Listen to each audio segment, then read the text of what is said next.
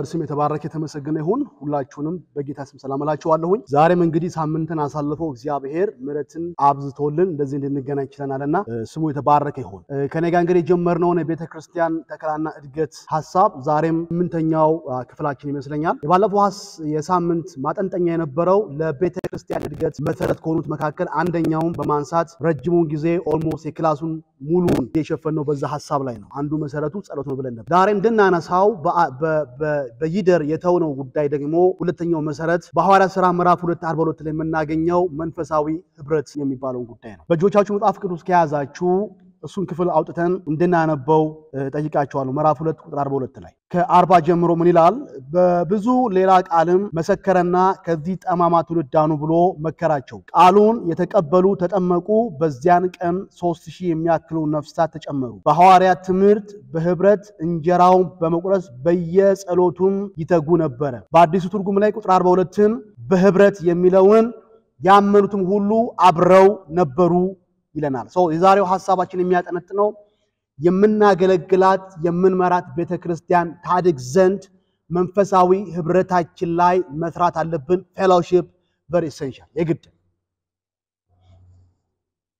በአባላቷ መካከል በአገልጋዮቿ መካከል የመንፈስ አንድነት የሌላት ቤተክርስቲያን አለማደግ ብቻ አይደለም በህይወት መቀጠል ራሱ አሳሳቢ ሊሆን ይችላል። ይሄን ያልኩበትኝ መጽሐፍ ቅዱሳዊ መሰረት አለ። ገላትያ ምዕራፍ 5 ላይ ሐዋርያ ጳውሎስ ምንድነው ያለው? ስትነካከሱ እንዳትጠፋፉ ተጠንቀቁ ብሏል። መነካከስ አንድ አለመሆን የህብረት አለመኖር ማሳያ። ህብረትና አንድነት የሌላት የምትባላ የምትናከስ ቤተክርስቲያን እርስ በርስ ትጠፋፋለች። ህብረት ለሌላት ቤተክርስቲያን ሰይጣን እንዲዋጋትም አያስፈልግም። ጉልበቱን ማያጠፋም ጊዜውን ማያጠፋም። እርስ በርስ ይጠፋፋል። ከዛ አንፃር ዛሬ የምናወራው ለእድገታችን ለህልውናችን የግድ ነው የምንለው መንፈሳዊ ህብረት ይሆናል። ስለ ህብረት ግን ስናወራ ባለፈው ሳምንት እንዳልኩትኝ አብሮ ተቀምጦ ከማምለክ አብሮ ተቀምጦ ከመገልገል ከማገልገል ያለፈ ነው። አብሮ መቀመጥ አይደለም። አይኖ ያስፈልጋል። አቴንድ ማድረግ በአካል መገኘት ያስፈልጋል። አንዱ ፌሎሺፕ መገናኘት መተያየትን ይፈልጋል። የዕብራውያን ጻፊ እንደነገረን ምዕራፍ 10 ላይ እርስ በርስ መተያየትን አታቁሙ ችላ አትበሉ እንዳለ መተያየት ያስፈልጋል። ግን ከዛ ያለፈ ነው። በሐዋርያት ሥራ መጽሐፍ ውስጥ እውነተኛ ህብረት ወይ እውነተኛ መንፈሳዊ አንድነት ቢያንስ ወደ 6 የሚያክሉ መገለጫዎች አሉት። አንደኛ ህብረት አለን ስንል አንዱ ማሳያ አብሮ ማዕድ መቁረስ ይሆናል። አብሮ መመገብ ቤታችን ምግብ ስለሌለ የምናደርገው ተግባር አይደለም። ማዕድ መቁረስ አብሮ መብላት መካከላችን ላይ ያለውን ህብረትን አንድም ያሳይልናል፣ ሁለትም ያቀራርበናል፣ ሶስትም ህብረታችን ይጠብቅልናል። አብሮ በመብላት ህብረትና መጣልን አይደለም። መንፈሳዊ ህብረታችን በክርስቶስ መስቀል ሥራ በመንፈስ ቅዱስም ደግሞ የተፈጠረ ነው። ምናወራው መንፈሳዊ አንድነትን ከመንፈስ የሆነውን አንድነት ነው። ኦሬዲ አንድ አርጎናል። አሁንም ምናወራው ህብረትና ማምጣት አይደለም። ያለውን ህብረትና የተሰጠንን ህብረት እንጠብቀው ነው። how to maintain it አንዱም እንጠብቅበት መንገድ ህብረታችንን የምናሳይበት መንገድ አብሮ ማዕድ መቁረስ የግድ በሺ የሚቆጠር ሰው አንድ ላይ ይብላ ያልኩኝ አይደለም ያለው። በዚህ አንዳንድ ቤተክርስቲያን በዚህ ላይ ጥሩ ተሞክሮ አላቸው። የተለያዩ ትንንሽ ቡድኖችን በማደራጀት እነዛ ትንንሽ ቡድኖች እርስ በርሳቸው ሻይ ቡና የሚሉበት ማዕድ የሚቆርሱበት ህብረት የሚያረጉበት አብረው የሚያሳልፉበትን ነገር ይፈጥራል። ስለዚህ 20 እና 10 የሚያክሉ ህብረቶች ካሉን እነዛ ህብረቶች ባሉበት ቦታ ላይ አንድ ላይ መሆን ይችላል። ካስፈለገ ደግሞ በሁለት ወር አንዴ በሶስት ወር አንዴ ሁለት ህብረቶች አንድ አካባቢ ላይ ያሉ ሶስት ህብረቶች እንደ መልካም ምድራዊ አቀማመጣችን ሰብሰብ ብለው ደግሞ አብሮ ሊያሳልፉ ይችላል። አንዱም ሉቃስ የሚነግረን ምዕራፍ 2:43 ላይ እንዲሁም የሐዋርያት ሥራ ላይ ማለት ነው 2:43 ላይና ምዕራፍ 20 ቁጥር 7 ላይ የሚነግረን ይሄንን ሐሳብ አብሮ ማዕድ መቁረስ። 2:42 ላይ ምን ይለናል? ያመኑት ሁሉ አብረው ነበሩ፣ ያላቸውንም ሁሉ አንድነት አደረጉ። ከፍ ልበል 42 በሐዋርያት ትምህርት በህብረት እንጀራን በመቁረስ ይሄ እንጀራን መቁረስ የሚለው አንዳንዶች የጌታ እራትን ያመለክታል የሚል አንድምታ ይሰጡታል ሌሎች ደግሞ የፌሎሺፕን ህብረትን ለማሳየት የራሳቸው ማዕድ መቁረስ ነው ይላል ለኔ ሁለቱም አብረው ሊሄዱ የሚችሉ ሐሳቦች ናቸው ይሄን ያልኩበት ምክንያት በመጀመሪያው ቤተክርስቲያን የጌታ እራት ሲወሰድ የፍቅር ግብዣም አብሮ ስላለ የጌታ እራት ያቺ አንዷ ቂጣ ተቆርሳ ለመታሰቢያነት የምንወስዳት ነች ከሷ ውጪ ግን እራት የሚባል ነገር ፊስት ግብዣ የሚባል ነገር ይደረጋል አብረው ማዕድ የሚቆርሱበት ፌሎሺፕ የሚያደርጉበት እራት ሊትራሊ እራት አለ ስለዚህ እንጀራን በመቁረስ የሚለው ሁለቱንም አጣምሮ የያዘ ነው እራት ይበላሉ ፊስት ማለት ነው ግብዣ ከዛ በኋላ ደግሞ የጌታን ስጋና ደም መታሰቢያ አብረው ደግሞ ይወስዳሉ ስለዚህ የህብረታቸው አንዱ ማሳያ ይሄ ነው ይሄ ፕራክቲስ እኔ ልጅ ሆኜ በነበርኩባትኝ ቤተክርስቲያን ደስ በሚል መልኩ ይሄ ልምድ ነበር እስካሁን ያ ትዝታ ያ የደስታ ወላፈን ከልብ ያልጠፋ በየስንት ጊዜው እንደሆነ እርግጠኛ ባልሆንም ሰው ሁሉ ከየቤቱ ማዕዱን ይዞ ይመጣል ወደ ቤተክርስቲያን ምሳ ቋጥሮ በምሳቃ ቋጥሮ ያለችውን ነገር ፓስታም ትሁን መኮሮኒም ትሁን ፍርፍርም ትሁን ያለችውን ነገር ይዞ ይመጣል ዲያቆኖች ከሁሉም ይቀበሉና በትልቅ ትሪ ላይ ይደባልቁታል የተለያየ ምግብ ነው ተይዞ የሚመጣው ከዛ በኋላ እየጨለፉ ይሰጣሉ ለሰው እና ሰው ደስ ብሎት ይበላል ምስር ይዞ ከመጣ የሱ ምግብ ላይ ደርሰው ይችላል ፓስታ ሊበላ ይችላል የኔ ምስር የታለች አይባልም ፓስታዬ የተባለ አይጮህም ፓስታ ይዘመተ አሮስ ሁለት በላት ይችላል የተፈለገው ነገር መብሉ አይደለም አብሮ በመሳቅ አብሮ በመጫወት ውስጥ ያለው መቀራረብ መተዋወቅ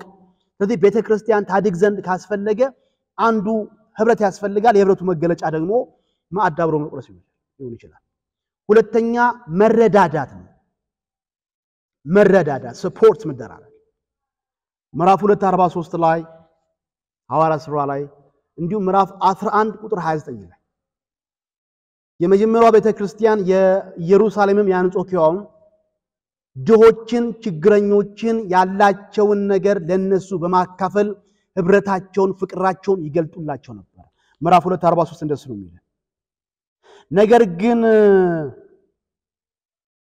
በሰው ሁሉ ዘንድ ፍርሃት ሆነ በሐዋርያት እጅ ብዙ ድንቅና ምልክት ተደረገ ያመኑትም ሁሉ አብረው ነበሩ ያላቸውን ሁሉ አንድነት ያደረጉ መሬታቸውን ጥሪታቸውን እየሸጡ ማንኛውም እንደሚፈልግ ለሁሉ ያካፍሉ ነበር ሼሪንግ እንደው ለኔ በኔ ከኔ የሚሉ ንግግራቸው በኔ የሚጨርስ አይደለም ማካፈል ሁሉም እኩል ደረጃ ላይ አይደለም ያሉት ኢኮኖሚክ ስታተሳቸው ወይ ደግሞ የኑሮ ደረጃቸው የሁሉም እኩል አይደለም ያለው አለ ባለመሬት አለ ባለንትን አለ ደግሞ ምንም የሌላቸው ምስኪኖች ደግሞ አሉ ልጃቸውን በየወሩ እየከፈሉ ማስተማር የማይችሉ ደግሞ ችግረኞች አሉ በዘመኑ ቋንቋ ልጠቀም ብዬ ያኔ በየወሩ እየተከፈለ ትምህርት ቤት ነበር ይያልኩኝ አይደል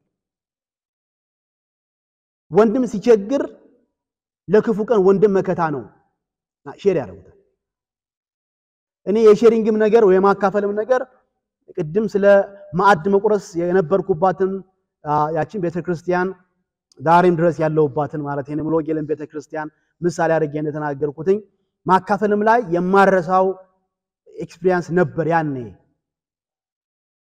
በልጅነት እድሜ አረሳው አሳሰበኝ የሚል ቋንቋ የምመናን መገለጫ ነው አሳሰበኝ ብለው ልብሳቸውን አሳሰበኝ ብለው የሆነ ብር መስጠት አሳሰበኝ ብለው የሆነ ነገር ጫማ መስጠት እና ለወንድማቸው የወንድማቸውን ችግር አይተው ከንፈር መጥተው የሚያልፉ አይደሉም በችግሩ ይቆሙለት ነበር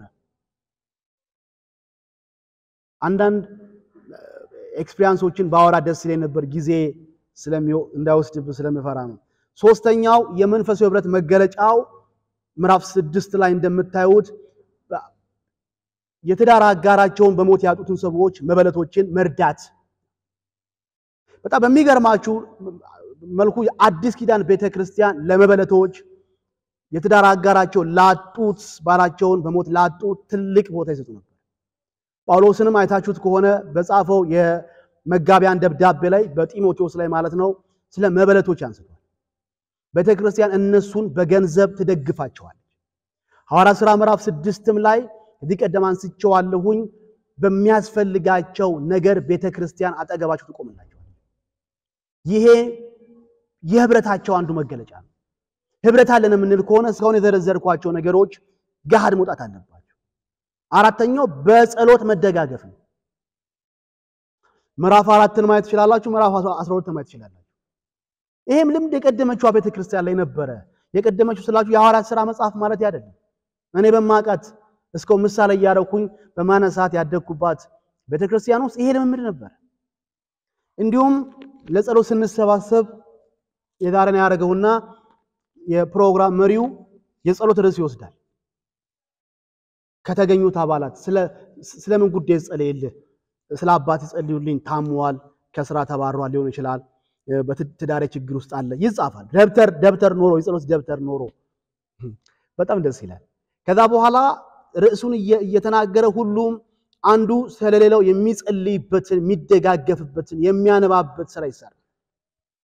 ስለ አባት ይጸልያል፣ ስለሌላው ሰው ልጅ ይጸልያል፣ ስለሌላው ሰው ደግሞ ውጤትም ታይቶበታል። እግዚአብሔር እንዲህ ባለ የመሸካከም ጸሎት ያዳናቸው የታደጋቸው በጣም ብዙዎች ናቸው። ስለዚህ ቤተክርስቲያን ህብረት አለን ብላ ስንል አንዱ ሌላውን በጸሎቱ ያስባል። እየጸለይኩልህ ነው እንዲያና ነገር ብላችሁ ወይ ደግሞ ተነግሯችሁ አቅም ትላንትና እግዚአብሔር ወደ ልቤ አምጥቶ ተጸልይልህ ነበረ፣ ስላንተ ስንጋደል ነበረ። ሰምታችሁ አታውቁም? አሁን ጸልይልኝ ብቻ ሆነ እንጂ ድሮ እንጸላለይ ነበረ። ይሄን ሁሉም ማነሳው ምንድነው? አንዱ በጸሎት መደጋገፍ የመንፈሳዊ ህብረታችን አንድነታችን መገለጫና ማሳያ ነው። አምስተኛ አገልጋዮችን በሚያስፈልጋቸው ነገር መደገፍ። ይሄ ሌላው እንትን ነው የህብረት መገለጫ ነው። ምዕራፍ 16 ቁጥር 15 ላይ ሐዋርያት ሥራ ምዕራፍ 16 ቁጥር 15 ላይ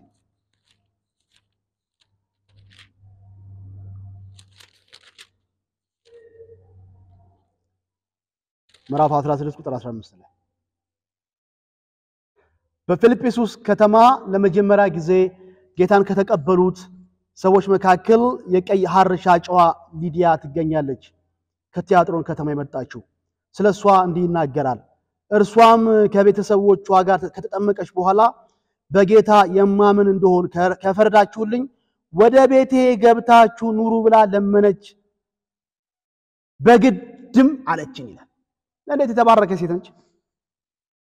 አሁን ቤቴ ግባ፣ በቤቴ ኑር፣ የሆኑ 2 ክላሶች አሉኝ እስክትፈልግ ተጠቀምባቸው ብለው ቤቱ የሚያስገባ ሰው ማግኘት በጣም ይከብዳል። ቤቴ ግባ፣ ቤትን ራሱ ላታሳይ ትችላለህ። ያኛው ነው ቤቴ እንኳን ብላ አታሳይ። ነገ ቤትህን አውቆ ምሳ ሰዓት ላይ እንዳይመጣብህ ማለት ነው። በቃ ቻው እንግዲህ ብለህ በሌላ አቅጣጫ የምትሄድ መስለህ ቀስ ብለህ አይተህ ወደ ቤት ትገባለህ። ቤትህን አታሳይ። እንኳን መኖሪያ ስፍራ አዘጋጅቶ እስቲ ግባና አረፍ በል እስኪ ተመገብ። በጣም ያስፈልጋል አገልጋዮችን በዚህ መልኩ መንከባከብ። በተለይ ሎካል ቸርች ላይ ስጥት ብሎ የሚያገለግሉ በእውነት እግዚአብሔር ጸጋ ብዝቶላቸው በጣም የሚደክሙ አገልጋዮች አሉ። በጣም በወንጌል ሥራ በማስተማር ደቀ መዝሙር በማረግ በመጎብኘት ደም የሚሰጡ አገልጋዮች አሉ። በጣም ራሳቸውን የሰጡ ሰዎች። እንደዚህ አይነት አገልጋዮች የሚደክሙ አገልጋዮች ጳውሎስ እንዳለ በማስተማር የሚደክሙ አገልጋዮች የበለጠ ክብር ይገባቸዋል እንዳለ አገልጋዮችን በሚያስፈልጋቸው ነገር የተሻለ የኑሮ ደረጃ ላይ ያለን ሰዎች ፋይናንሻሊ ሰፖርት እናደርጋቸው። አገልጋይ መራብ መጠማት አለበት ብሎ ማንም አልፈረደበት። በቀደሙት ጊዜያቶች የአገልጋይነት አይነተኛ ምልክቱ የተንሻፈፈ ጫማ ማድረግ ነበር እና እንደ ግዴታም ይወሰዳል። ቤተክርስቲያን ጥሩ ክፍያ አትከፍልም። 200 ብር፣ 300 ብር፣ 500 ብር 6 ልጅ አለው እና ከዓመት ዓመት አንድ ጫማ እንኳን መለወጥ አይችልም። ዛሬም አይነቱ ትንሽ የተሻለ ነገር ሊኖር ይችላል እንጂ ብዙም እንትን አይደለም። ብዙ አገልጋይ በስቃይ ውስጥ የሚያሳልፋል። ስለዚህ አንዱ ይሄ መንፈሳዊ ህብረትን ስናስብ የቤተክርስቲያን እድገትም እንዲኖር ካስፈለገ አገልጋይ ማልቀስ የለበትም፣ መሰቃየት የለበትም። በእንደዚህ አይነት ሰው ሰራሽ ችግሮች ምክንያት ራሱ ወንጌል የሚያስከፍለው መስዋዕትነት አለ፣ ለሱ ይከፍላል። ግን እንዲህ ባለ ሁኔታ ግን በጦትና በችጋር ግን መቆላት የለበት ልጆቹ መቸገር የለባቸው ስለዚህ አገልጋይን በሚያስፈልገው ነገር መደገፍ አንዱ እና ምናገረው ነገር ልባችሁ ውስጥ ከገባ የሆነ ምክንያት ፈልጋችሁ አገልጋዮቻችሁን ሰርፕራይዝ አድርጓቸው ትልቅም ትንሽም ይሁን ሰርፕራይዝ አድርጓቸው በስጦታ ደስ ይበላቸው ስለነሱ የሚያስብላቸው ሰው እንዳለ እየተሰማቸው ደስ ይያላቸው ጌታቸውን ያገልግሉ በቁዘማና በምን እድል ነው አገልጋይ የሆንኩት ሳይሉ ማለት ነው ስድስተኛ የመንፈሳዊ ህብረት ማሳያችን የሚሆነው በአገልጋዮች መካከል ያለ መቀባበል በአገልጋዮች መካከል ያለ መቀባበል መከባበርና መደጋገፍ ሐዋርያት ሥራ ምዕራፍ 2:11 ላይ ሐዋርያት ሥራ ምዕራፍ 2:11 ላይ እርስ በርስ ተያይዘን አንዱ የሌላውን ጸጋ ያከበረ እየተቀበለ ማንሄድ ከሆነ መጠላለፍና መጓተት መጨረሻችን ይሆናል አንዱ ቤተክርስቲያን እንዳታድግ የሚከለክላት እንዳሰፋ የሚገለግላት አልፋ አትሄድም እኔ አልፌ ሄዳለሁ አትሄድም እኔ አልፌ ሄዳለሁ ተብሎ የሚደረጉ መጓተቶች ናቸው አብሮን የሚያገለግለውን ሰው ከኛ ቀድሞ ተሾመ ሊሆን ይችላል ያልተሾመ ሊሆን ይችላል ሲያገለግል እሱን በቃ በየዋህነትና በቅንነት ልብ አሜን ብሎ መልእክቱን መስማት መቀበል እሱ መባረክ ማክበር እሱ ውስጥ ያለውን ጸጋና ቅባት ሪስፔክት ማድረግ ለብዙዎቻችን የሚከብደን ለኢትዮጵያ አገልጋዮች በጣም የሚከብደን ነገር ይሄ ምንም እግዚአብሔር ረድቶት ድንቅ ስብከት ቢሰብክ ድንቅ የሆኑ የእግዚአብሔር ስራዎች በሱ ቢሰሩ አፋችንን ከፍተን ግን ጌታ ይባርክ እግዚአብሔር ባንተ ተናገረኝ ለማለት ይከብደናል በተለይ አገልጋይ ለአገልጋይ በጣም ይከብደዋል መበለጥ ይመስለናል ግን አይደለም ያለንባት አጥቢያ ቤተክርስቲያን በሁሉ አቅጣጫ መንፈሳዊ ጤንነቷ ተጠብቆ እንዲያድግ ካስፈለገ የመሪዎች መቀባበል የአገልጋይ መቀባበል የመጋቢያን መቀባበል is very important አለበለዚያ ራሳችንን ጠልፈን ነው የምንገኘው እነዚህ ስድስቱ የመንፈሳዊ ህብረት ማሳያዎች ናቸው ተማሪነት ነው የቃሉ ተማሪነት ምዕራፍ 2:42 ላይ ይሄን ሐሳብ ከዚህ ቀደም በነበሩን ክላሶች ላይ እየደጋገምኩኝ ያነሳሁት ነው ኦልሞስት በእያንዳንዱ ተነስቷል ያልተነሳበት ክላስ አለ ብዬ አላስብም ምዕራፍ 2:42 ላይ ምን ይላል ቃሉን የተቀበሉ ተጠመቁ በዚያን ቀን 3000 የሚያክሉ ነፍሳት ተጨመሩ በሐዋርያት ትምህርት ይተጉ ነበር ምን ያሎቹ 3000ዎቹ መንጠባጠብ የለም ማለት ነው እንማር ሲባል ሁሉ ይማራል እንጸልይ ሲባል ሁሉ ይጸልያል ወንጌልን ስራ ሲባል ሁሉ የሐዋርያት ዘመን ቤተክርስቲያን ሁሉን አካታች ሁሉን አሳታፊ እንቅስቃሴ ነው የምታደርገው ዛሬ ላይ እንዳናድግ ቤተክርስቲያን በመንፈሳዊ ህይወቷ ጤናማ ሆና እንዳታድግ የሆነው ከቃሉ የተፋታ ህይወት ስላለ ይሄን በጣም እርግጠኛ ሆኜ ነው የምናገረው እንደ ቃሉ አገልጋይነቴ ብዙ ቦታ ላይ ሄዳለሁኝ አንዱ መመለከተው ነገር ባንጻራዊነት የተሻሉ ቦታዎች እንዳለው ያክል አሁንም ግን ይቀራል ለእግዚአብሔር ቃል የተሰጠ ለመማር የተሰጠ ማንነት በጣም ይቀራል የመሪዎች የአገልጋዩ ትኩረት ህዝቡን ማስታጠቅ ላይ መሆን ገና ይቀራል በጣም ትኩረት የምናደርገውኛ ለእሁድ ጧት አገልግሎት ነው እሁድ ጧት አገልግሎት አንድ ስብከት አረረም ትሰጣለች ከዛ የሚቀጥለው ደግሞ ለሌላ ደግሞ ስብከት ተዘጋጅቶ እንዲመጡ ይደረጋል ወጥነት ያለው ትምህርት ህዝቡ ስለማይሰጠው አንድም ለስተት ትምህርት ተጋላጭ ሆኗል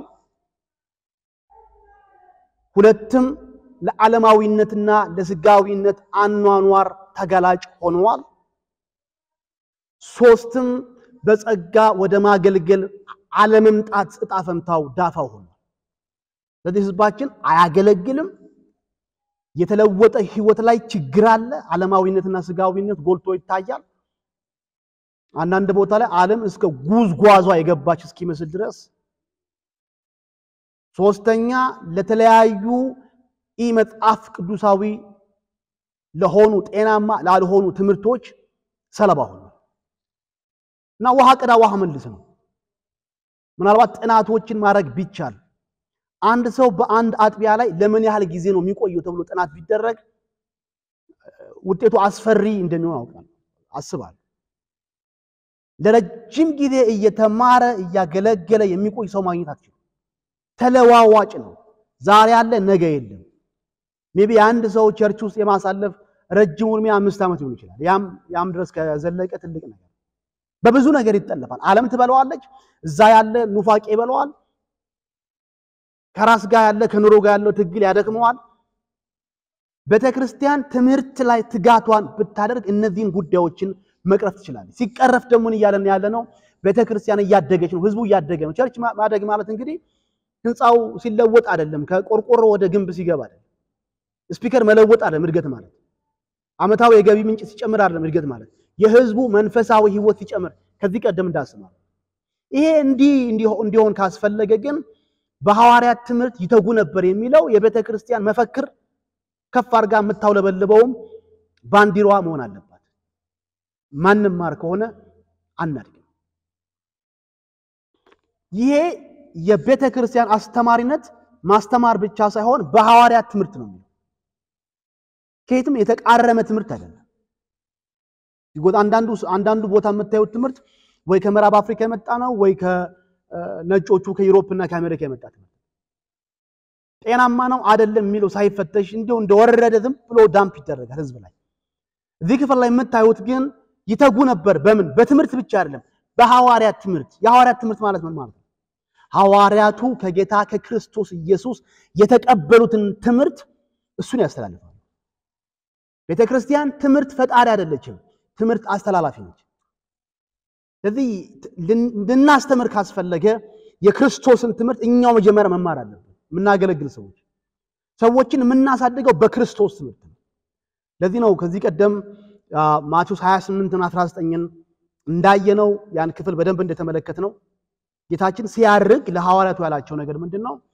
እኔ ያስተማርኳችሁን እንዲጠብቁ ያዘዛችኋቸው ነው እኔ ያስተማርኳችሁን የእናንተን ትምህርት አይደለም እኔ ያስተማርኳችሁ የክርስቶስ ትምህርትን ለማግኘት ሂዱ ወንጌላት ላይ የክርስቶስን ትምህርት ለማግኘት ሂዱ መልእክታት ላይ የጳውሎስና የጴጥሮስ መልእክታት ላይ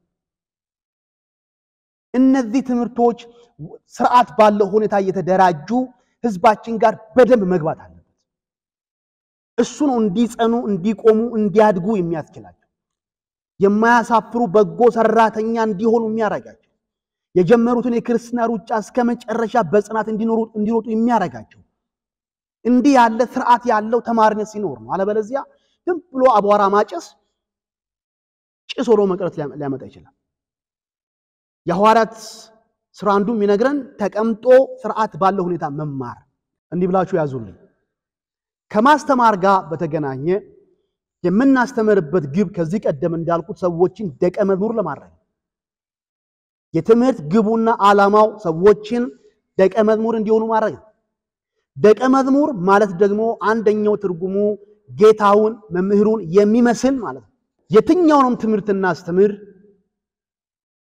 ምናገለግላቸው ምናስተምራቸው ሰዎች በክርስቶስ ሕይወትና ቁመና እንዲገኙ ይህንን የማስተማርን ሰዎችን የማሳደግን ደቀ መዝሙር የማድረግ ስራ ምንሰራባቸውን ስልቶች ላሳያችሁ ስለዚህ እንዲህ ብላችሁ ጻፉልኝ የደቀ መዝሙር አድራጊነት ስልቶች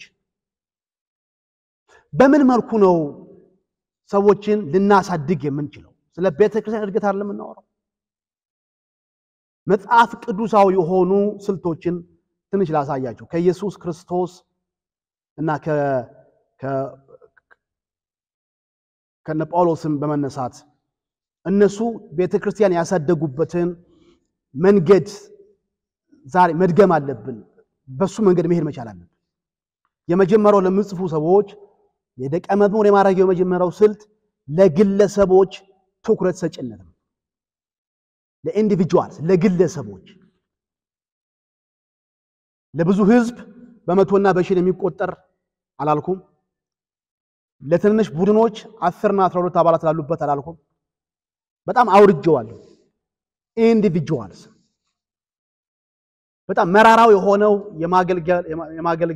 የማገልገያ አንደኛው መንገድ ይሄ ነው ለግለሰብ ጊዜ ሰጥቶ ያን ሰው በማስተማር በመጸለይ በመከታተል ወደሚፈልገው የህይወት እድገት እንዲመጣ መርዳት ይሄ በክርስቶስ አገልግሎት ውስጥ ስፍራ ተሰጥቷል ኢየሱስ እንደምታውቁት እጅግ ብዙ የሚያክሉ ህዝቦችን በብዙ ሺህ የሚቆጠር ከ5000 በላይ የሚቆጠር ህዝብ በአንድ ጊዜ ያገለገለባቸው ጊዜያቶች በአንድ ጊዜ ቀኑ ሙሉ ከ5000 ከ6000 ህዝብ በላይ አገልግሎ ያውቃል ማለት ትልቅ ጉባኤ ነው ቀላል አይደለም 5000 እና 6000 ጥቂት ሰዎችን ደግሞ ይዞ ወደ 72 የሚቆጠሩ ሰዎችንም ይዞ ማገልገል ይችላል 12 የሚያክሉ ሰዎችም ጋር አብሮ ማሳለፍ ይችላል 3 ሰዎች ጋር አብሮ ማሳለፍ ይችላል ጴጥሮስ ያዕቆብ ዮሐንስ ከአንድ ሰው ጋር አብሮ ማሳለፍ ከአንድ ሰው ጋር ለምሳሌ ማርያምን ተመልከቷት ጥቂት ምሳሌ ልስጣችሁ ወደ 2 እና 3 ምሳሌዎች ልስጣችሁ ማርያም እግሩ ስር ተቀምጣ ትማር ነበር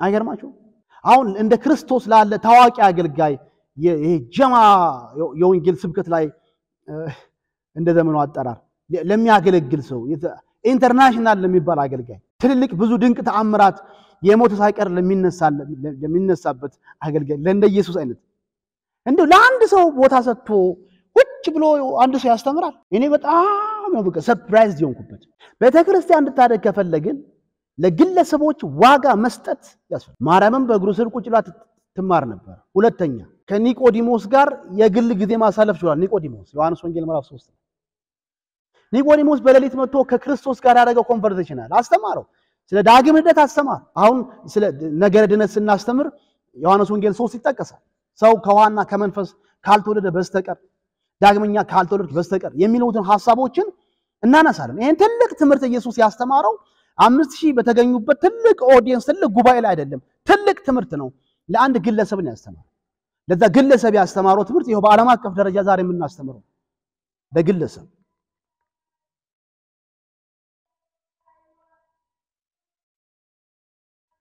ከዚህ ባለፈ ጳውሎስም ጋር ስትመጡ ለግለሰቦች ቦታ ይሰጣል ለጢሞቴዎስ ለቲቶ በጣም ቅርብ አድርጎ በተለይ ተተኪ ይሆናሉ ነገ ከነገ ወዲያ የእግዚአብሔርን ሥራ በላቀ ሁኔታ በታማኝነት ይሰራሉ ብለን የምናስባቸው ሰዎች ሪክሩት አድርገን ወስደን እነሱ ላይ ኢንቨስት ማለት ስታገለግሉ የእናንተን ማገልገል ብቻ ሳይሆን ማየት ያለባችሁ ነገ ከነገ ወዲያ የኔን አገልግሎት ያስቀጥላል የምትሉትን የራሳችሁን ጢሞቴዎስ የራሳችሁን ቲቶ የራሳችሁን ሲላስ የራሳችሁን ተከታይ ማዘጋጀት መቻል አለባችሁ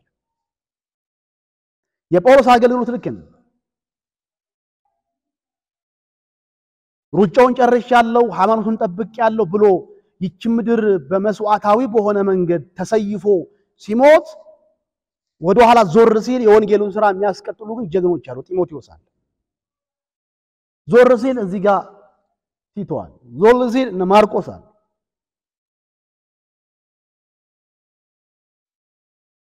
ሁለተኛው ደቀ መዝሙር የአድራጊነት ስልት ለትንንሽ ቡድኖች ስሞል ግሩፕስ ስፍራ ሰጭነት ቤተክርስቲያን በቀደሙት ጊዜያቶች በፈጣን መልኩ ያደገችበት አይነተኛው መንገድ ስሞል ግሩፕ ነው ትንንሽ ቡድኖች ቤት ለቤት ውስጥ የሚደረጉ የግድ ቤት ለቤትም ሊሆን ይችላል ቸርች ውስጥ ሊሆን ይችላል ግን በስሞል ግሩፕ ትንንሽ ቡድኖች እነዚህ ትንንሽ ቡድኖች አብሮ ለመጸለይ አብሮ ቃሉ ለመከፋፈል ለመረዳዳት በውስጣችን ያለውን ጸጋ ለማውጣት ለመተያየት ለመፈላለግ ሰው አገልግሎት የሚማርበት ቦታ ትንሽ ቡድን ነው እኔ አገልግሎትን ሀብዬ የጀመርኩት 9ኛ ክፍል ላይ አይ ቲንክ እዛ አካባቢ ላይ ይመስለኛል እንዴት እንደረዳኝ ስሞል ግሩፕ እካፈል ነበር በብዙ ፍቅር በብዙ ደስታ ባይብል ስተዲ ነበር እንጸልያለን እናመልካለን በሆነ ጊዜ አንዴ ደግሞ ውጭ ወተን ወንጌል እንሰራለን እንጾማለን የጋራ ጊዜ የማዕድ መቁረስ ጊዜ አለን የሻይና ቡና ጊዜ አለን ሰው ሲጠፋ የምንፈልግበት ጊዜ አለን መደዋወል አለ እንዴት ደስ የሚል ቤተሰባዊነት ያለበት ህብረት ነበር መሰላችሁ ከዛ ብሮ ህብረቱን ይመራ የነበረ ሰው በቃ ድንቅ ሰው ነው አረሳውም እስካሁን በስም ራሱ አውቀዋለሁ ረጅም ጊዜ ሆኖታል በስም አውቀዋለሁ በልዩ ሁኔታ የእግዚአብሔርን ቃል ያስጠናን ነበርና ምን አስብ ነበር መቼ ይሆን እንደሱ በቃ ህብረት የምመራው ብዬ በጣም አስብ ነበር እግዚአብሔር የውስጥ ሐሳቤን ሰማ መሰለኝ በሆነ አጋጣሚ የሚመራን የሚያገለግለን ሰው በስራ ይሁን በኑሮ ምክንያት አካባቢ ለውጦ ሲሄድ ለኔ ሰጠኝ አንተ ምራው ብሎ የተሰማኝን ደስታ ለነግራችሁ አልችልም ማገልገል የሚባለውን ጉዳይ ያለማመደኝ ከትልቅ መድረክ አይጀመርም ስሞል ግሩፕ ላይ ሰዎች ውስጣቸው ያለውን ጸጋ የሚያውቁበት መልካም አጋጣሚ ስሞል ግሩፕ። እንዴት እንኳን መጸለይ እንደሚገባቸው የማያውቁ ሰዎች ጸሎትን የሚለማመዱት እዛ እስኪ ጸልይ ይባላል። የወር ጉባኤ ላይ ማን ነው ድል የሚሰጥ? ና ጸልይ ነው። ማንንም አይሰጥም። እዚህ በዚህ ቃል ላይ ሐሳብን ተናገር ማን ይልሃል? ማንንም አይልም። ቁጭ ብለህ ሰምተህ ጥሩ ከሆነ ነቅተህ ጥሩ ካልሆነ እያንቀላፋ ሞባይልን እየጎረጎርክ ትጨርሰዋል። ስሞል ግሩፕ ላይ ነስዋል። ሳትወድ በግድ የእግዚአብሔርን ቃል ትከፍታለህ፣ ታነባለህ፣ ሐሳብ ስትባላለህ። ምን እያልኩ ነው ያለሁት? ቤተክርስቲያን ልታድግ የምትችልበት አይነተኛ መንገዱ ይሄ ነው። እኔ ብዙ ጊዜ እናገራለሁ፣ በእሑድ ጉባኤ ቤተክርስቲያንን እናሳድጋለን ብላችሁ እንዳታስቡ። እሱ ጀስት ፌሎሺፕ የምናደርግበት የምንተያይበት። ትልቁ የመሪዎች የአገልጋዮች ትኩረት መሆን ያለበት ትናንሽ ቡድኖችን ማደራጀት። ራሱን ችሎ ትምህርት እንዳለው አውቃለሁ። ስሞል ግሩፕስ አሁን ያንን ኮርስ እንዳለ እዚህ ጋር ልከተው አልችልም። ራሱን ችሎ እንደ ኮርስ ይሰጥ እንደሆነ እዚህ አላቅም። በተለያዩ ቦታዎች ግን ሰጥቻቸው አውቃለሁ። ስሞል ግሩፕ ማደራጀት፣ ስሞል ግሩፕ የሚመሩ ሰዎችን ማደራጀት፣ ማሰልጠን። የክርስቶስ ኢየሱስ ቀጣዩ ትኩረት ከግለሰብ በዘለለ ትንንሽ ቡድኖች ላይ ራሱን በጣም ስትት አድርጎ ሰርቷል። ቅድም እንዳልኩት 12 ሰው ነው የመረጠው። 12ቱ ሰዎች ላይ 3 ዓመት ተኩል ኢንቨስት አደረገ። በህይወት ምሳሌነት አብሮ ማሳለፍ፣ ማዕድ አብሮ መቁረስ፣ አብሮ በመኖር በማስተማር ትዕዛዝ እየሰጠ እየገሰጸ እየመከረ በቃቸው። ቀላል አይደለም ስራው። ብዙ እድፍ ብዙ ቆሻሻ ነበረባቸው። ጥለውት ያልመጡት ብዙ ቅራቅንቦ ነበረባቸው። እሱን ሁሉ እየገሰጸ ምን አይነት መንፈስ እንደሆነላቸው አታውቁም እያለ በትምህርት እያስተካከለ እየሞረደ ለትንንሽ ቡድኖች ከ12ቱ በዘለለ ደግሞ ለሶስቱ ደግሞ ልዩ ስፍራ ነበረው። ያዕቆብ፣ ዮሐንስ፣ ጴጥሮስ። ኋላ ላይ የሐዋርያት የኢየሩሳሌም ቤተክርስቲያን መሪዎች ሆኑት እነዚህ ሶስቱ ናቸው። ያዕቆብ፣ ጴጥሮስ፣ ዮሐንስ። ሁለቱ ወንድማማቾች ናቸው፣ ያዕቆብና ዮሐንስ። በልዩ ሁኔታ እነሱን አቅርቧቸው የተለያየ ቦታ ላይ ታገኙዋቸዋላችሁ። ሌሎቹን ባላማከለ መልኩ ለሶስቱ ብቻ የተደረጉ ትኩረቶች ነበሩ። በተለይ ፖቴንሻል ሊደርስ የሚባሉ አቅም ያላቸው መሪዎች ሲሆኑ በጣም ስፔሻል ትኩረት ይሰጣል። ከሶስቱ ደግሞ ለአንደኛው ደግሞ በጣም ያየለ ትኩረት እንዳለ ይመስለኛል ለዮሐንስ። የመጀመሪያው ቤተክርስቲያንም ይሄ ነው እንቅስቃሴው። በየቤቱ ነበር የሚገናኙት። አሁን የቆሮንቶስ ቤተክርስቲያን ሲባል በጣም ትልቅ ሜጋ ቸርች እንዳታስቡ። በቁጥር ካያችኋቸው ከ50 አይበልጥም። እንግዲህ ያን ሁሉ መከፋፈል የጴጥሮስ የኬፋ የጴጥሮስ የአጵሎስ የጳውሎስ የክርስቶስ እያሉ 4 ቦታ የሚሰነጠቁት 50ዎቹ ነው። ቤት ውስጥ ነው የሚገናኙት። እነ ፌበን የተባለች እህታችን ቤት፣ የፊልጵስዩስ ቤተክርስቲያን እነ ፊልሞና ቤት ነው የሚገናኙት። ቤት ውስጥ ነው የሚያሳይ። እንዳሁኑ አይነት ትልልቅ ቢልዲንጎች አልነበሩም። ቤት ለቤት ነው እንትኖች የሚደረጉ ፕሮግራሞች የሚደረጉ። በእኛም ሀገር እንደዛ ነበር። ይሄ አንደርግራውንድ ተሆኖ ክርስትና የዘለቀባቸው የደርግ ጊዜያቶች እንደዛ ነበር። በይፋ ተሰብስበው እንደዚህ ሊመለክ ባልቻለበት ሰዓት ላይ ቤተክርስቲያን በየሰፈሩ በቁጥር አነስ እየሆኑ ይዘምሩ፣ ይጸልዩ፣ የእግዚአብሔርን ቃል ይከፋፈሉ ነበር። የደርግ መንግስት ሲወድቅ ከ17 ዓመት መግዛት በኋላ አልታሰበም። እታች ለካ እግዚአብሔር እያሰፋቸው ነበር። ልክ እንደ እሳተ ገሞራ ነው እንደዚህ ፈንቅለው የወጡት። የኢህአዴግ መንግስት ሲመጣ የት ነበሩ? እንደ ጎርፍ ነው የሆነው እንደ ጎርፍ። ቤተክርስቲያን እንደዛ ታድግ ትፋፋ የነበረው እንዴት ነበር? አንደርግራውንድ ማለት በድብቅ በተለያዩ ስሞል ግሩፖች ይገናኙ ነበር። ቢኮዝ የሃይማኖት ነፃነት ስላልነበር። አንዳንድ በዓለም አቀፍ ደረጃ ታላላቅ እድገት ያስመዘገቡ ቸርቾችን ካያቸዋቸው ለምሳሌ የዴቪድ ዮንጊቾ የተባለው የሰሜን ኮሪያ ዮይዶ ፉል ጎስፕል ቸርች እጅግ በጣም ትልቅ ከሚባሉ ቸርቾች መካከል አንዱ የሰሜን ኮሪያው የዴቪድ ዮንጊቾ ኋላ ፖል ዮንጊቾ የተባለው ሰው የመሰረታት ቤተክርስቲያን። የዴቪድ ዮንጊቾ እንደዛ ባለ ልክ እድገት ያስመዘገበበት ምክንያት ምንድነው ካላችሁ ስሞል ግሩፕ ነው፣ ትንንሽ ቡድን ነው። ይህ ሰው በትንንሽ ቡድኖች ላይ የጻፋቸው መጽሐፍቶች አሉ። ፈልጉና አንብቧቸው። ስሞል ግሩፕ ላይ የጻፋቸው መጽሐፍቶች ቤተክርስቲያንን እንደዛ ባለ ሴል ግሩፕ እንደዛ ባለ ትንንሽ ቡድን አዋቅሮ እንቅስቃሴውን ያደርግ ነበር። ከዚህ የተነሳ የሚገርም የእድገት በቁጥርም በመንፈሳዊም አቅጣጫ።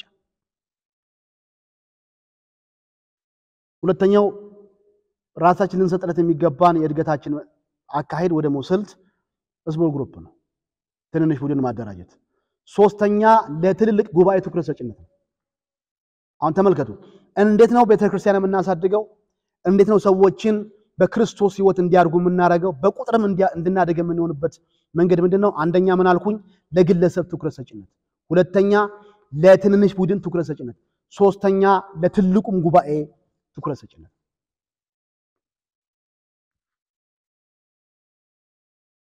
ይሄንን በክርስቶስ ኢየሱስ አገልግሎትም በጳውሎስም ማየት ይችላል። ማቴዎስ ወንጌል ምዕራፍ 13 ላይ በብዙ ጥቅሶችን ማንሳት ይቻላል። ኢየሱስ በየስፍራው እየዞረ ብዙ ህዝቦችን ያስተምር ነበር። ለምሳሌ ማቴዎስ ወንጌል ምዕራፍ 5 ማየት ይችላልላችሁ። ወደ ተራራ ወጣ፣ ከዛስ ወደሱ መጡ፣ አፉንም ከፍቶ አስተማራቸው። ብዙ ህዝብ ይማር ነበር። ዮሐንስ ወንጌል ምዕራፍ 6 ላይ በትንሹ ወንዶች ብቻ ሲቆጠሩ 5000 የሚያክሉ ወንዶች የተገኘበት ጉባኤ፣ ሴትና ልጅ ሳይጨምር። ሴትና ልጅ ከተጨመረ nearly 10000 10,000 ይደርስ ይችላል። 10,000 የሚቆጠር ህዝብ ኢየሱስ ያስተምራል። ይሄ ምን ይባላል? ለትልልቅ ጉባኤውም ትኩረት ይሰጣል። ስለዚህ አገልግሎት ስቴዲየም እሑድ መድረክ ብቻ አይደለም። ያ አያስፈልግም አላልኩ፣ በጣም ያስፈልጋል። እግዚአብሔርን እድል ከሰጠን በብዙ ቁጥር እናገልግል። አገልግሎት ግን ትልቁ ብቻ አይደለም፣ መለስ ብሎ ደግሞ ስሞል ግሩፕ ላይ ማለት በጣም ስናጠበው ግለሰብ ደረጃ ላይ ያለ። እንግዲህ በትልቁ ጉባኤ ሲሆን የሚሰጠው ትምህርትና እታች ለስሞል ግሩፕ ላይ የሚሰጠው ትምህርት ይለያያል። ስሞል ግሩፕ በቁጥር ይታወቃሉ፣ መንፈሳዊ ደረጃቸው ይታወቃል። ስለዚህ የተመረጠ እነሱን ያማከለ ሊለካ የሚችል በፍሬ እንዲታይ ልንጋደልበት የሚገባን እውነት ነው የምናስተላልፈው። በጣም ዓላማ ያለው ስራ ነው እዚህ ጋር የሚሰራው። ነገ ከነገ ወዲያ ተተኪ አገልጋዮች የምናፈራበት ጣቢያችን ነው፣ የችግኝ ጣቢያችን። ብዙዎችን የሚደርሱ ሰዎችን የምናወጣበት የችግኝ ጣቢያችን። በጣም የታለመበት ስራ እዚህ ጋር ይሰራል። ትልቁ ጉባኤ ግን የተለያየ ሰው ነው ያለበት። ሕፃን አለ፣ አዲስ ክርስቲያን አለ፣ ነባር አለ። ስለዚህ የሆነ ትልቅ ውሃ የሚያነሳ ትልቅ ርዕሰ ጉዳይ ማንሳት ሊከብድ ይችላል።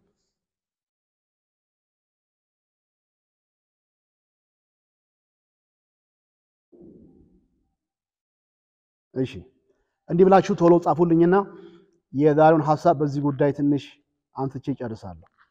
ደቀ መዝሙር አድራጊነት በሐዋርያት ቤተክርስቲያን ውስጥ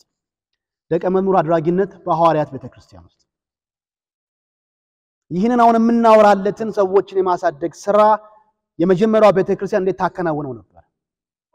የነበሩት አገልጋዮች፣ የነበሩት መሪዎች ለዚህ ለቤተክርስቲያን እድገት ለሚባለው ትልቅ እውነት ለወንጌል ልብ ለተባለው ጉዳይ የነበራቸው መሰጠት ምን ይመስላል? እሱን ላሳያችሁ። ስለዚህ ርዕሳችን ምንድነው? ደቀ መዝሙር አድራጊነት በቅንፍ ውስጥ አሳዳጊነት በሐዋርያት ቤተክርስቲያን ውስጥ። አንደኛ ሐዋርያት ሥራ ምዕራፍ 6 ከ2 እስከ 4 ሐዋርያት ሥራ ምዕራፍ 6 ከ2 እስከ 4 ምን ትሉታላችሁ? ይሄንን ሐሳብ ለቃሉ ማስተማር የተሰጠ አገልጋይነት፣ ለቃሉ ማስተማር የተሰጠ አገልጋይነት። የኢየሩሳሌም ቤተክርስቲያን መሪዎቿ ጴጥሮስ፣ ያዕቆብ፣ ዮሐንስ የማይደራደሩበት አይናቸውን የማያሹበት ትልቁ ተልኳቸውና ጥሪያቸው ራሳቸውን የሰጡለት ጉዳይ ቃል መመገብ። በቃ ስራ ይሄ ነው ስራቸው። አንብቡት እናንተ። ጴጥሮስ ከተናገራት ቃል አንዷን ብቻ እንደ ሰበብ መትጄ ላውጣት። እኛ ለቃሉና ለጸሎት እንተጋለን። ቤተክርስቲያን እንድታድግ የሚደክም አገልጋይ ቀኝ እጁን ከፍ አድርጎ ሁሉ ጊዜ የሚፈክረው የሚያውጀው መፈክር አንድ ነው። እኔ ለጸሎትና ለቃሉ እተጋለሁ። ትኩረቱን፣ ሐሳቡን፣ ልቡን፣ ጉልበቱን፣ ጩኸቱን፣ ቅንዓቱን፣ ተጋድሎን ሁሉ የሚወስድበት ጉዳይ ለቃሉ እተጋለሁ። በተገኘው አጋጣሚ ሁሉ ይሄን ቃል የመመገብ የማስታጠቅ እኔ አንድ መጋቢ ፍሬያማ መጋቢ ነው፣ ውጤታማ መጋቢ ነው፣ እውነተኛ መጋቢ ነው የምለው በዚህ ልክ ሲገኝ በተለያየ የእድሜ ደረጃ ላይ ካላቸው ጋር ታዳጊዎችም ጋር ወጣቱም ጋር አዋቂዎችም ጋር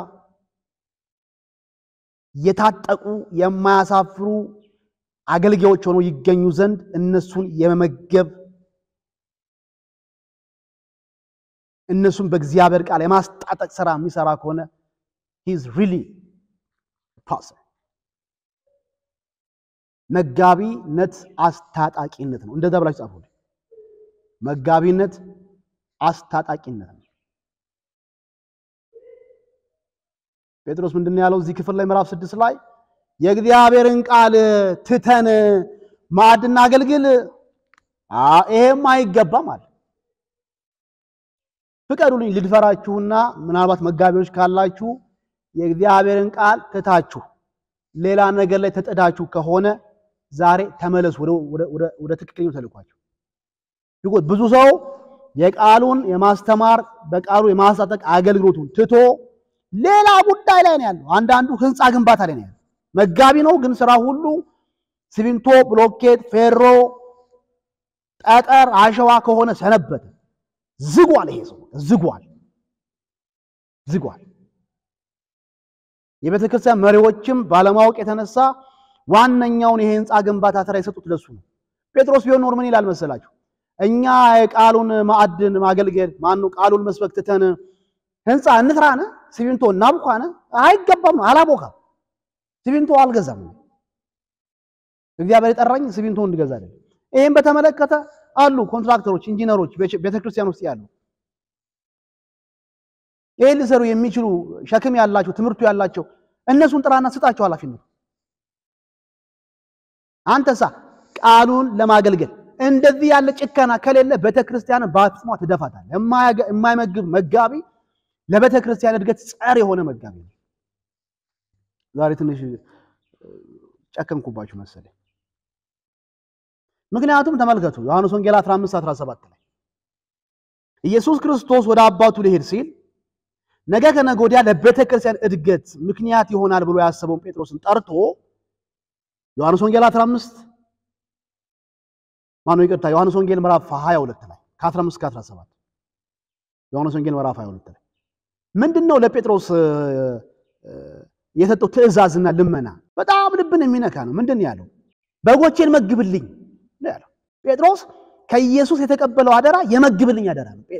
በጎቼን መግብልኝ። ትወደኛለህ ጴጥሮስ? ከነዚህ ሁሉ ይልቅ አብልጠህ ትወደኛለህ? እወድሃለሁ። ኦኬ የምትወደኝ ከሆነ አለ እዚህ ጋር ናና ሳመኝ አይደለም ያለው። የምትወደኝ ከሆነ እስኪ ከፍ አድርገኝ አይደለም ያለው። ትወደኛለህ? አዎ በጎቼን መግብልኝ። ስለዚህ ጌታን የምትወድ ከሆነ መግብ። ጌታን የምትወድ ከሆነ የሱን ህዝብ የሞተለትን ህዝብ አሳድግ፣ እየመገብክ አሳድግ። ስለዚህ አሳዳጊነት ጌታን የመውደዳችን አንዱ ማሳያ። እወድሃለሁ ጌታ።